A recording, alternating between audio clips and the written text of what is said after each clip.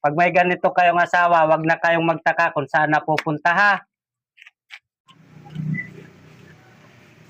Ay, Soro, nga mo, lungkot-lungkot na naman. Oh, yan ang problema mo. Bakit tahimik ka dyan?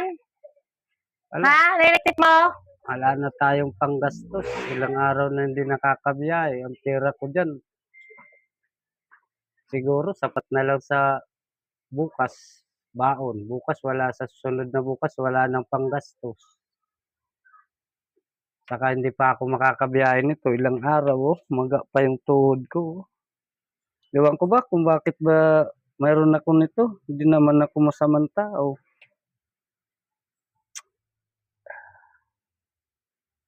Saglit lang, may bibigay ako sa'yo. Kukunin lang ako sa kwarto.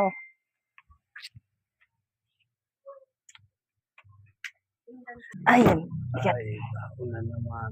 Webis pa lang. Merkulis pa lang ngayon. Webis pa Oh, huwag ka naman problema. Ito na. bayad pa sa tuition. Oh. Yan. Ano ba yan? Pre-isip, oh.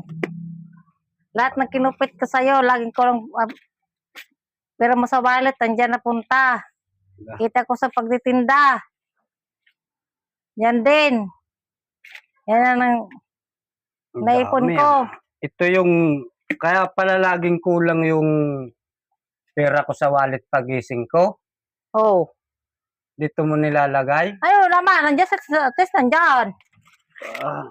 Oh. Salbado na pang tuition ng anak sa mga 3 araw na panggastos Thank you ma, galing mo talaga mag-ipon Ilang araw pa ako di makakabiyahe Tara, bilangin natin to kung ilan pa to.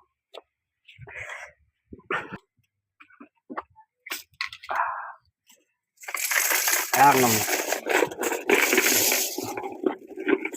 Kaya pala laging kulang ang pera ko sa pagigising ko tuwing umaga.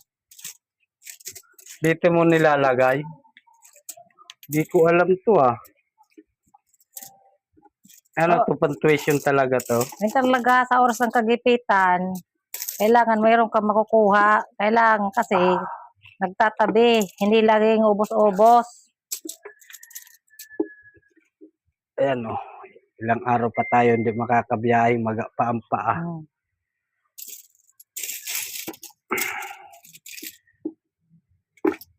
Bilangin mo yung lahat yan.